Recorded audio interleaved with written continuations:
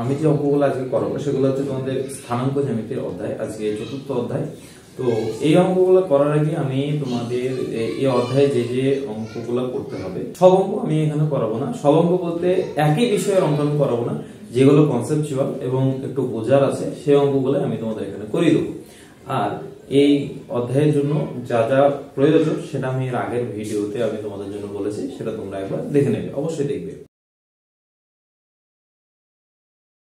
আমি মোহাম্মদ শাহনওয়াজ হোসেন আজকে কোষে দেখি তোমাদের স্থানাঙ্ক জ্যামিতির অনুশীলনী নিয়ে হাজির হয়েছে। চলো শুরু করা যাক। প্রথম অঙ্ক বলেছে মূল বিন্দু থেকে নিচের বিন্দুগুলির দূরত্ব নির্ণয় করি। এখানে দেখো 1 2 3 তিনটা অঙ্ক আছে। তো আমি 3 নম্বর অঙ্কটা করব। 3 নম্বর অঙ্কটা করে দিলে তোমরা বাকি দুটো করতে পারবে ইজিলি। 3 নম্বর অঙ্কটা বলেছে, দেখো 1-3 নম্বর অঙ্কটা বলেছে যে মূল বিন্দু থেকে এই বিন্দুর দূরত্ব, মানে আমরা স্থানাঙ্ক জ্যামিতি লেখচিত্র আঁকার সময় আমরা দেখেছিলাম, এটাকে আমরা মূল বিন্দু ধরি 0 0। এই বিন্দু থেকে ধরো এই বিন্দুটা হচ্ছে a প্লাস b আর a মাইনাস b, এই যে দূরত্বটা, মানে এটা যদি o হয় এটা a হয়, তাহলে এই যে দূরত্বটা OA আমাদের বার করতে হবে। এর জন্য আমরা সূত্র বলেছিলাম কি, মূল বিন্দু থেকে দূরত্ব কি হবে, মূল বিন্দু থেকে দূরত্ব যদি ধরো xy একটা বিন্দু হয় xy, তাহলে মূল বিন্দু থেকে দূরত্ব আমরা পড়েছিলাম রুট অফ, আমরা জেনেছিলাম যে ওই বিন্দুটার মূল বিন্দু থেকে দূরত্ব কি হবে x square plus y square, এটা হয়ে যাবে ওই মূল বিন্দু থেকে দূরত্ব। তাহলে এই ফর্মুলাটা আমরা ফেলে দিই, যে এই ফর্মুলাতে দেখো রুট অফ, যদি তুমি ও এ নাম দাও তাহলে O A is equal to হবে রুট অফ কত, মূল বিন্দু দূরত্ব a plus b square plus a minus b তার স্কয়ার। এবার এটা তো ওই রুটের ভিতরে যেটা আছে a plus b whole square plus a minus b whole square, এটা মানে কি দেখো, এটার সূত্র আমরা কি জানি, এটার সূত্র আমরা জানি 2 into a square plus b square, তাহলে এটা হয়ে যাবে 2 ইনটু b স্কয়ার। দেখো এই ফর্মুলাটা, এটা ইজি, এটা আমরা পেয়ে গেলাম মূল বিন্দু থেকে দূরত্ব। মূল বিন্দু থেকে দূরত্বের ফর্মুলা হচ্ছে root of x square plus, এবার দুই এর অঙ্কগুলো কি বলেছে, যে দুটো বিন্দুর ভিতরে দূরত্ব বার করতে বলেছে। দেখো প্রতিটা অঙ্কই একই রকম, একই ফর্মুলাতে ফেলতে হবে। তো আমি 2 এর দাগে 3 এর অঙ্কটা করব। এখানে ভগ্নাংশ আছে, আবার প্লাস মাইনাস এর সাইনেরও চেঞ্জ আছে, সুতরাং আমরা 3 এর অঙ্কটা করলে তুমি প্রতিটা অঙ্কের ধারণা পেয়ে যাবে যে কিভাবে আমরা করব। তো দেখো 2 এর দাগে 3 এর অঙ্কটা আমি টুকে নিয়েছি। এরপরে আমি এখানে ফর্মুলাটাও তোমাদের জন্য লিখেছি। তো ফর্মুলা আমরা কি ছিল, যে দুটো বিন্দু x1 y1 x2 y2, এই দুটো বিন্দুর ভিতরে দূরত্ব হবে x1, এই যে ফর্মুলাটা এটা আমরা পড়েছিলাম অধ্যায়ের, মানে জানতে হবে সেই ভিডিওতে তোমরা পেয়ে যাবে যে কিভাবে এই ফর্মুলাটা এলো এবং কেনই বা আমরা এইভাবে লিখবো, সেটা তোমরা বুঝতে পেরে যাবে। আর যদি জানতে না যাও অসুবিধা নাই, দেখতে হবে না। যদি কারোর ইচ্ছা থাকে ফর্মুলা জানা, যে কেন এই ফর্মুলাটা আমরা লিখলাম বা কেন এলো, কিভাবে এলো, সেটা তোমরা আমার ভিডিওটা তোমরা দেখতে পারো। তো এই ফর্মুলাটা আমরা জানি। এবার এই ফর্মুলাটা অ্যাপ্লাই করার জন্য এই যে দুটো বিন্দু দিয়েছে না, তোমাদের সুবিধার জন্য আমরা বলছি যে কি, দুটো বিন্দুর স্থানাঙ্ক যখন নির্ণয় করবে, ঠিক আছে, যে কোনো বিন্দু হোক, প্রথম পাদ থেকে দ্বিতীয় পাদ, দ্বিতীয় পাদ থেকে তৃতীয় পাদ, তখন কি করবে, এই দুটো এইভাবে লিখবে, উপর নিচ এইভাবে লিখবে। উপর নিচ এইভাবে লেখার পরে x1 মাইনাস x2, x এর স্থানাঙ্কটা মাইনাস হয়ে গেল, y1 মাইনাস y2, এই এরকম করলে কি হবে না, মাইনাস প্লাসে তোমার গন্ডগোল হবে না। তো দেখো এটা প্র্যাকটিক্যাল ভাবে আমি কিভাবে করি। এভাবে আমরা টুকে নিয়েছি। এবার টুকে নেওয়ার পরে আমরা x1 মাইনাস x2 আর y1 মাইনাস y2 ইজিলি ভাবে, এইটা হচ্ছে x এর স্থানাঙ্ক, এই যে এটা x এর স্থানাঙ্ক, এটা y এর স্থানাঙ্ক, তাহলে আমরা ইজিলি ভাবে ফর্মুলাটা অ্যাপ্লাই করতে পারবো, যাতে আমাদের মাইনাস প্লাসে ভুল না হয়। এই অঙ্কের কিন্তু মাইনাস প্লাসে প্রচুর ভুল হয়, ঠিক আছে, তোমরা এইটা খেয়াল রাখবে যে মাইনাস প্লাসে যেন ভুল না হয়। দেখো এই যে x1 লিখেছি মাইনাস x2 মাইনাস x2, এইবার দেখো y1 লিখেছি y1 মাইনাস অফ মাইনাস, এটা হচ্ছে -2, তাহলে এটাকে মাইনাস ব্র্যাকেটে লিখে দিলাম -2, তাহলে y1 মাইনাস y2 আমরা করে দিলাম। এবার এটাকে জেনারেলাইজ করো, আমরা এটাকে 5/2 দেখো লিখে দিলাম, অ্যানসার হয়ে গেল। এটা প্লাস মাইনাস দুটো হবে, হ্যাঁ, কিন্তু আমরা মাইনাস এই প্লাস মাইনাস লিখলাম না, কারণ এটা হচ্ছে একটা ডিসটেন্স, দূরত্ব। সুতরাং দূরত্ব নেগেটিভ হয় না, দূরত্ব পজিটিভ হয়, ওই জন্য আমরা এখানটায় পজিটিভ লিখলাম। নেগেটিভ প্লাস মাইনাস এটা কিন্তু আসবে প্লাস মাইনাস 5/2, কিন্তু আমরা প্লাস নিচে কারণ আমাদের এই দুটো বিন্দু দূরত্ব নির্ণয় করতে বলেছে। তো দেখে নাও এখানে এই দুটো এইভাবে তোমরা লিখবে, সব সময় যে বিন্দুই থাক না কেন দুটো বিন্দু এইভাবে উপর নিচ লিখে তারপরে তোমরা ফর্মুলা অ্যাপ্লাই করবে, তাহলে তোমাদের ক্যালকুলেশনে সুবিধা হবে, প্লাস মাইনাসের ভুল হওয়ার সম্ভাবনা কমে যাবে। 3 নম্বরে বলেছে যে তিনটে বিন্দু, একটা বিন্দু থেকে এই দুটো বিন্দু মানে -2 -11 বিন্দুটি -37 ও 4 6 বিন্দুদ্বয় থেকে সমদূরবর্তী তোমাকে প্রমাণ করতে হবে। তিনটা কি বলেছে দেখো, যে এই বিন্দুটা থেকে এই দুটো বিন্দুর দূরত্ব সমদূরবর্তী তোমাকে প্রমাণ করতে হবে। তো মানে এই বিন্দুটা থেকে যা এই বিন্দুটা দূরত্ব হবে, এইটা থেকেও এইটা, মানে এইটা সমান এইটা তোমাকে দেখাতে হবে। তো একদম ইজি, কি করবে না, এই ফর্মুলা অ্যাপ্লাই করে তুমি এই বিন্দু থেকে এই বিন্দু দূরত্ব একবার বার করবে, আবার এই বিন্দু থেকে এই বিন্দু দূরত্ব তুমি আরেকবার বার করবে, দিয়ে এই দুটো সমান আসবে। ঠিক আছে, এটা আমি আর করে দিচ্ছি না, তোমরা করবে। সমস্যা হলে আমার ওয়েবসাইট আছে www.studyhub.in, সেখানে তোমরা মিলিয়ে নিতে পারবে যে তোমাদের অঙ্ক ভুল হলো না ঠিক হলো। ঠিক আছে, আর কোথায় ভুল হলো, প্লাস মাইনাসে কোথায় ভুল হলো সেটাও তোমরা দেখে নিতে পারবে। তো এই অঙ্ক আমি করাচ্ছি না, তোমরা দেখে নেবে, নিজেরা করবে, আর নিজেরা করতে যদি সমস্যা হয় তো আমার ওয়েবসাইট ফলো করবে। 4টা বলেছে যে তিনটে বিন্দু দেওয়া আছে, তোমাকে বলতে হবে যে বিন্দু তিনটি একটি সমকোণী ত্রিভুজের শীর্ষ বিন্দু। মানে ব্যাপারটা কি বলেছে দেখো, এটা হচ্ছে একটা সমকোণী ত্রিভুজ, যদি এরকম হয়, সমকোণী ত্রিভুজ এরকম হলো, ঠিক আছে, আমি নাম দিলাম এ বি সি। তোমাকে এই শীর্ষবিন্দু মানে এই যে এই বিন্দুগুলো এ বি সি এগুলোকে শীর্ষবিন্দু বলে। যে তিনটে বিন্দু দেওয়া আছে তোমাকে বলেছে এই তিনটে বিন্দু হচ্ছে সমকোণী ত্রিভুজের শীর্ষবিন্দু প্রমাণ করতে হবে। মানে এই তিনটে বিন্দুর দ্বারা যে ত্রিভুজ গঠন হবে সেটা সমকোণী ত্রিভুজ। আমরা কিভাবে প্রমাণ করব? সমকোণী ত্রিভুজে আমরা পিথাগোরাসের উপপাদ্য, যদি আমরা এ বি সি হয়, পিথাগোরাসের উপপাদ্য আমরা কি বার করেছি, কি জানি যে a b square plus bc square equal to ac square. তো আমরা কি জেনেছি যে এই যে AC অতিভুজ AC স্কয়ার সমান AB square plus BC square, লম্ব স্কয়ার প্লাস ভূমি স্কয়ার, এটা আমাকে প্রমাণ করতে হবে। তো আমরা কিভাবে করব না, AB বার করব, তারপরে BC বার করব, তারপর AC বার করব, দিয়ে দেখব যে এই ফর্মুলাটা অ্যাপ্লাই হচ্ছে কিনা বা এই ফর্মুলাটা সিদ্ধ করছে কিনা। সেইটা যদি করে তাহলে হ্যাঁ বলবো যে এই তিনটি শীর্ষবিন্দু সমকোণী ত্রিভুজের শীর্ষবিন্দু, আর যদি না করে তাহলে বলবো যে না, এটা সমকোণী ত্রিভুজ গঠন করবে না। কারণ সমকোণী ত্রিভুজ যদি গঠন করে তো এটা অবশ্যই এটা সিদ্ধ করবে, মানে স্যাটিসফাই করবে। সুতরাং আমরা সেটা চেক করি। তো এই তিনটে বিন্দু আমাকে বার করতে বলেছে, এবার আমরা দূরত্ব গুলো বার করব। আমি নাম দিলাম এটা এ, এটা বি, এটা সি।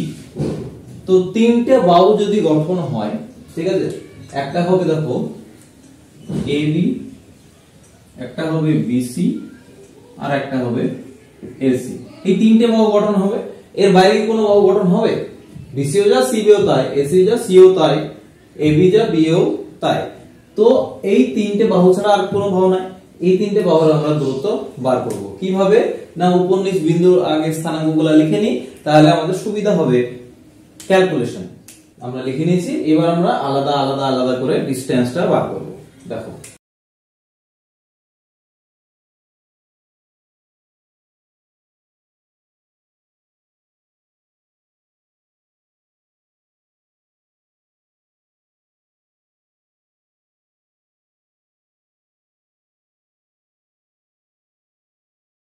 এবার দেখো এই দুটো সমান এসছে, ঠিক আছে, আর এটা এসছে 272। এবার আমরা চেক করি যে BC আর AC এর দিকে নজর দিই, ঠিক আছে, তাহলে BC square plus AC square equal to কি হবে 272 চলে এলো। 272 মানে হচ্ছে AB রুট AB, তাহলে এটা 272 মানে হচ্ছে AB স্কয়ার।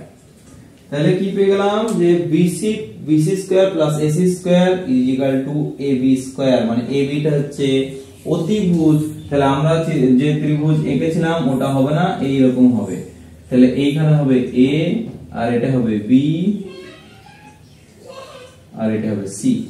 ঠিক আছে, তো অতিভুজ হয়ে গেল। আর এটা হচ্ছে সমদ্বিবাহু ত্রিভুজ, যেহেতু এসি আর বিসি মানে এসি আর বিসি সমান, এটা হলো সমকোণী সমদ্বিবাহু ত্রিভুজ। তোমাদের বলতে পারে যে প্রমাণ করো যে সমকোণী এবং সমদ্বিবাহু ত্রিভুজ, সেক্ষেত্রে তোমাকে কি করতে হবে, যে সমকোণী তো প্রমাণ করতেই হবে, মানে উপপাদ্য এই পিথাগোরাসের উপপাদ্যটাও লাগবে, এবং সমকোণী সমদ্বিবাহু ত্রিভুজ সমদ্বিবাহু প্রমাণ করতে গেলে তোমাদের দুটো বাহু সমান দেখাতে হবে। সেক্ষেত্রে তুমি সমদ্বিবাহুটা উল্লেখ করতে হবে যে এই দুটো বাহু সমান, সুতরাং এটা সমদ্বিবাহু ত্রিভুজ। সেক্ষেত্রে প্রমাণ হয়ে যাবে যে এটা সমকোণী সমদ্বিবাহু ত্রিভুজ। পাঁচেরটা বলেছে যে তিনটি বিন্দু দেওয়া আছে, এখানে তোমাকে বলতে হবে যে এই বিন্দু তিনটি দ্বারা গঠিত ত্রিভুজ হচ্ছে সমদ্বিবাহু ত্রিভুজ। এই তিনটি বিন্দু দেওয়া আছে, এই তিনটি বিন্দু দিয়ে তোমাকে বলতে হবে যে যে ত্রিভুজটি গঠন হবে সেই ত্রিভুজটি হচ্ছে সমদ্বিবাহু। এখানে কিন্তু সমকোণী টমকোণী কিছু তোমাকে দেখাতে বলেনি, তোমাকে কি বলেছে যে যে ত্রিভুজ গঠন হবে, ধরে নেবে যে এ বি সি ত্রিভুজ। ঠিক আছে, ধরে নিতে হবে যে এ বি সি ত্রিভুজ, বা তুমি এই বিন্দু তিনটে নাম দিতে হবে যে এ, এটা হচ্ছে এ, এটা হচ্ছে বি, আর এটা হচ্ছে সি। তাহলে এর আগের অঙ্কতে কি দেখলাম, তিনটে বাহুই পাবো, এ বি, আর একটা পাবো বি সি, আর একটা পাবো এ সি। এই তিনটে বাহু আমরা পাবো। এই তিনটে বাহু তোমাকে বার করতে হবে দূরত্ব বার করতে হবে। মেন কনসেপ্ট এখানে হচ্ছে দূরত্ব। ঠিক আছে, আর কিচ্ছু নেই, যে দুটো বিন্দুর ভিতরে দূরত্ব, এই দূরত্বের উপরেই মানে দুটো বিন্দুর মধ্যে যে দূরত্ব, সেই দূরত্বের উপরেই তোমাকে যাবতীয় অঙ্ক তোমাকে এখানে করতে হবে। আর কিছুটা কনসেপচুয়াল আছে, সেগুলো আমি এখানে ক্লিয়ার করব। হ্যাঁ, যেগুলো ক্যালকুলেশন বেসিক, জাস্ট ক্যালকুলেশন করলেই হয়ে যাবে, সেগুলো আমি এখানে তোমাকে জাস্ট বলে দেবো, তোমরা করে নেবে। ঠিক আছে, কারণ সব অঙ্ক করে দিতে গেলে মানে এই পাই টু পাই, লাইন বাই লাইন অঙ্ক করতে গেলে ভিডিও প্রচুর লম্বা হয়ে যাবে, এবং সেই লম্বা ভিডিও দেখে তুমি দেখতে চাইবে না যে এত লম্বা ভিডিও। ঠিক আছে, তো সুতরাং আমি এখানে তোমাকে কনসেপ্টটা কি সেটা বুঝিয়ে দিচ্ছি, তোমরা নিজেরা করবে। আর যদি তারপরেও সমস্যা হয়, ধরো ক্যালকুলেশন হতেই পারে, ক্যালকুলেশনের সমস্যা হতেই পারে, সেক্ষেত্রে তোমরা কি করবে, ওয়েবসাইট ফলো করবে, wbstudy.in আছে, কিভাবে অ্যাক্সেস করতে হবে কিনা আমি সব ডিটেইলসে তোমাদের জানিয়ে দিচ্ছি। তুমি শুধু চেষ্টা করবে। ঠিক আছে, তারপরেও যদি না হয় কমেন্ট করবে। ঠিক আছে, আমি যত তাড়াতাড়ি সম্ভব তোমাদের রিপ্লাই দেওয়ার চেষ্টা করব। তোমরা আমার সাথে কানেক্ট করার চেষ্টা করবে, যেখানে পারলাম না, স্যার এটা কি বললো বুঝতে পারলাম না, আমাকে বলবে যে স্যার আমি এই জায়গাটা আমি বুঝতে পারছি না। ঠিক আছে, আমি তোমাদের এখানে কনসেপ্টটা বোঝানোর চেষ্টা করছি। ঠিক আছে, আর তোমরা ক্যালকুলেশন করো। তো এখানে কি করবে, যে তিনটে বাহু বেরিয়ে গেল, এরপরে কি করবে, ওই তিনটে বাহুর ভিতরে দেখবে দুটো বাহু সমান আসছে কিনা। দুটো বাহু সমান আসলে আমাদের অঙ্ক এখানে শেষ, কারণ আমাকে প্রমাণ করতে বলেছে সমদ্বিবাহু কিনা যাচাই করো। সমদ্বিবাহু মানে সমান দুই বাহু, তাহলে দুটো বাহু যদি সমান এসে যায়, তাহলে আমরা এখানে অঙ্কটা এখানে করবো যে হ্যাঁ এটা সমদ্বিবাহু ত্রিভুজের শীর্ষবিন্দু। সুতরাং এই অঙ্কটা ছয়টা বলেছে যে তিনটে বিন্দু দেওয়া আছে, এবার বলেছে সমকোণী সমদ্বিবাহু ত্রিভুজের শীর্ষবিন্দু এবং এবিসি অতিভুজের দৈর্ঘ্য নির্ণয় করি। দেখো, চারের অঙ্কটার মতনই আমি চারের অঙ্কটা তোমাদের করার সময় বললাম যে সমকোণী ত্রিভুজের শীর্ষবিন্দু বার করতে বলেছে, এরপরেও তোমাকে বলতে পারে সমকোণী সমদ্বিবাহু। দেখো এখানে সমকোণী সমদ্বিবাহু বলেছে, কি করবে না, ওই একই রকম প্রসেস, শুধু তোমাকে দুটো বাহু সমান দেখাতে হবে। আর অতিভুজের দৈর্ঘ্য তুমি আগেই বার করে ফেলেছো, আগেই বার করতে হবে, না হলে তো তুমি সমকোণী ত্রিভুজ বলতে পারবে না। সুতরাং সেক্ষেত্রে তোমাকে অতিভুজের দৈর্ঘ্য এমনি পেয়ে যাবে তুমি। তো সুতরাং এখানে সমকোণী সমদ্বিবাহু ত্রিভুজের এই কনসেপ্টটা বুঝে গেলে যে সমকোণী আবার সমদ্বিবাহু। ঠিক আছে, এটা আমি বলেছিলাম। চারের অঙ্কটা তোমরা একবার খেয়াল করলে ছয়ের অঙ্কটা খুব ইজি ভাবে হয়ে যাবে।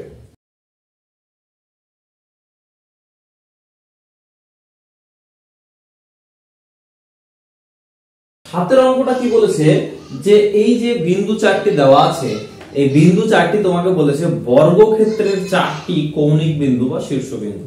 ঠিক আছে, তোমাকে প্রমাণ করতে হবে যে চারটি বিন্দু হচ্ছে বর্গক্ষেত্র। ভালো করে বুঝো, বর্গক্ষেত্র। দেখো এই অঙ্কটা কনসেপ্ট একটু বোঝো, যে এই যে চারটি বিন্দু দেওয়া আছে, তোমাকে বলেছে যে এই বর্গক্ষেত্র মানে কি, চারটি বাহুর দৈর্ঘ্য সমান। কি তাই? চারটি বাহুর দৈর্ঘ্য সমান হলে আমরা বর্গক্ষেত্র বলতে পারবো। ভালো করে কনসেপ্টটা বোঝো। চারটি বাহুর দৈর্ঘ্য সমান, যেমন এই যে চিত্রটা এঁকেছে এটা কি বলতো, এটা চারটি বাহুর দৈর্ঘ্য সমান, ধরে নাও চারটি বাহুর দৈর্ঘ্য সমান, এরকম চিত্রটাকে আমরা কি বলি, রম্বস বলি। এটা কি বর্গক্ষেত্র? জি না, এটা বর্গক্ষেত্র নয়। আমরা বর্গক্ষেত্র কাকে বলি? এই যে এই চিত্রটাকে আমরা বলি বর্গক্ষেত্র। তাহলে এইটার আর এইটার ভিতরে পার্থক্য কি? এটারও চারটি বাহুর দৈর্ঘ্য সমান, এটারও চারটি বাহুর দৈর্ঘ্য সমান, কিন্তু এর ভিতরে পার্থক্য এর প্রতিটা কোণ সমকোণ। আমরা সংজ্ঞাতে কি পড়েছিলাম যে যে চতুর্ভুজের চারটি বাহুর দৈর্ঘ্য সমান এবং একটি কোণ সমকোণ, একটি কোণ সমকোণ হলে বাদ বাকি কোণ সমকোণ হয়ে যাবে, চারটি কোণ সমকোণ বলার দরকার নেই। তো সেক্ষেত্রে আমরা একটি কোণ সমকোণ হলে আমরা বলতে পারবো যে এটা বর্গক্ষেত্র। আর চারটি বাহু দৈর্ঘ্য সমান কিন্তু একটি কোণ সমকোণ নয়, একটি কোণ সমকোণ না হলে বাদবাকি কোণ সমকোণ হবে না। তো সেক্ষেত্রে আমরা এটা বলতে পারবো যে চারটি বাহু দৈর্ঘ্য সমান কিন্তু একটি বাহু দৈর্ঘ্য একটি কোণ সমকোণ নয়, সেটা হচ্ছে রম্বস। আর চারটি বাহু দৈর্ঘ্য সমান এবং একটি কোণ সমকোণ, সেটা হচ্ছে বর্গক্ষেত্র। শুধু তুমি বাহুর দূরত্ব বার করলে কিন্তু অঙ্কটা প্রমাণ হবে না যে এটা বর্গক্ষেত্র না রম্বস, তোমাকে দেখাতে হবে যে একটি কোণ সমকোণ। সেটা আমরা কিভাবে করবো দেখো। এটা ভালো করে বোঝার জন্য আমরা এটাকে লেখচিত্রে স্থাপন করার চেষ্টা করি। দেখো আমরা লেখচিত্রে স্থাপন করলাম কেন না, আমাদের বুঝতে আরো সুবিধা হবে, আমাদের কনসেপ্টটা আরো ক্লিয়ার হবে যে এটা আমরা কি প্রমাণ করব, কিভাবে প্রমাণ করব এবং কেন করব। তো দেখো বিন্দুগুলো আমি যোগ করে দিই, তাহলে আরো বুঝতে সুবিধা হবে। দেখো এ বি সি ডি আমরা এইভাবে নাম দিয়েছি। এবার বর্গক্ষেত্রটা আমি যদি লেখচিত্র বিন্দুগুলো বসাই তাহলে বর্গক্ষেত্রটা এরকম হবে, ঠিক আছে। এইবার আমরা কি করব না, প্রতিটা বাহুর দৈর্ঘ্য আমাদের বার করতে হবে। প্রতিটা বাহুর দৈর্ঘ্য আমরা বার করি, চলো।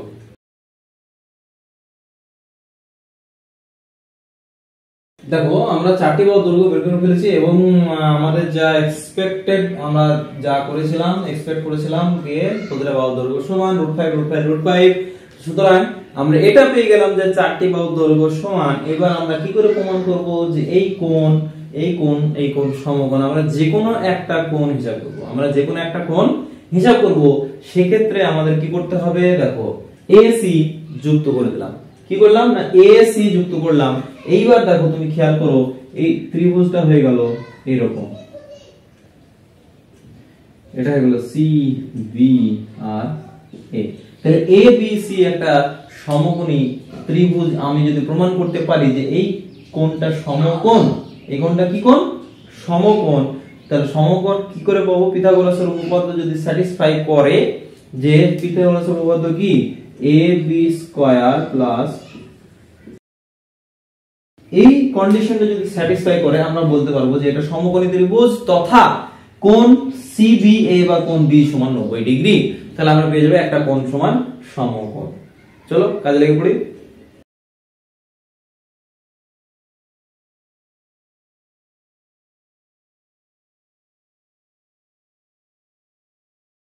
তাহলে AC সমান আমরা পেলাম √10। আমরা দেখো উপরে যেভাবে লিখে নিলাম, লিখে নেওয়ার পরে AC সমান আমরা পেলাম √10। এবার দেখি আমরা এটা লিখে নিলাম AB² + BC²। এবার এখান থেকে মান বসাই, AB² মানে হচ্ছে 5 প্লাস BC² এটাও 5 ইকুয়াল টু হয়ে গেল 10 ইকুয়াল টু 10 মানে হচ্ছে AC², 10 মানে হয়ে গেল AC²। তাহলে আমরা এই কন্ডিশনটা স্যাটিসফাই করলো, সুতরাং আমরা বলবো যে এটা একটা বর্গক্ষেত্র। যদি তোমাকে বলে যে সামান্তরিক, যদি তোমাকে বলে যে তোমার সামান্তরিক প্রমাণ করতে বলে বা তোমার আয়তক্ষেত্র প্রমাণ করতে বলে, আয়তক্ষেত্রের ক্ষেত্রে একই, ঠিক আছে। আয়তক্ষেত্রের ক্ষেত্রে একই, কি রকম একই হবে না, তোমাকে চারটি বাহুর দৈর্ঘ্য বার করতে হবে।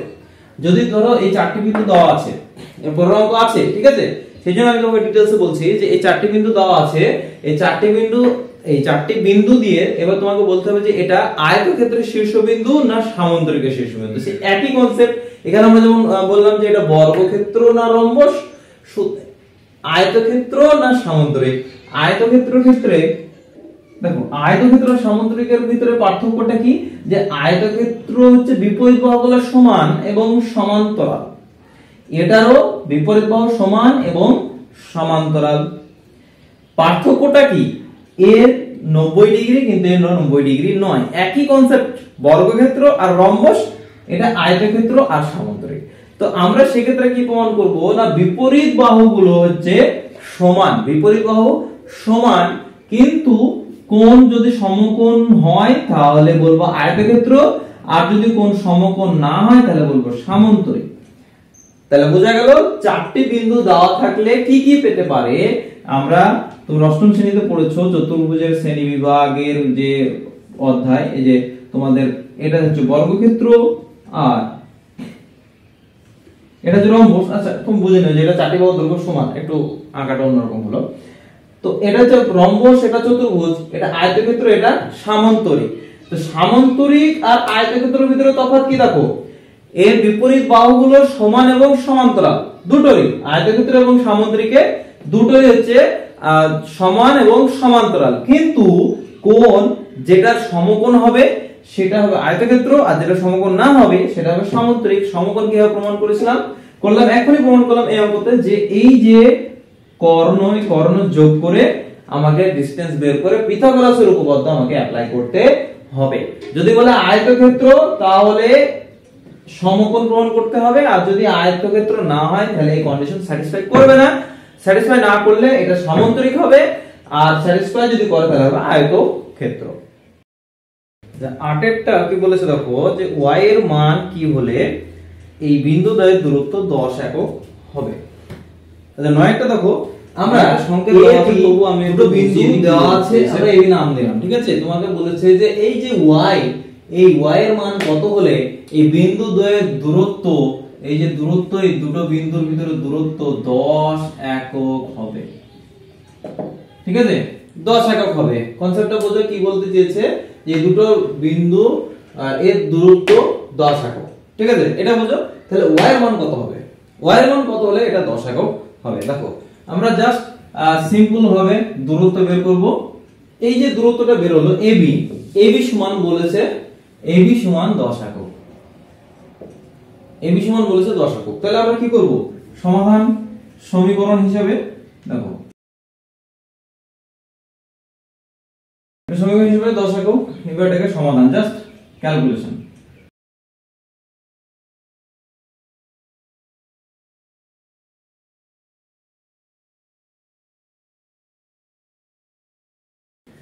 দেখো ক্যালকুলেশন করলাম, সিম্পল ক্যালকুলেশন, তাহলে আমরা পেলাম y = -15 -3। তাহলে y এর মান কত হতে পারে, দুটো মান হতে পারে, -15 হতে পারে, আবার -3ও হতে পারে। তাহলে এই y এর মান এত হলে AB সমান 10 একক হবে।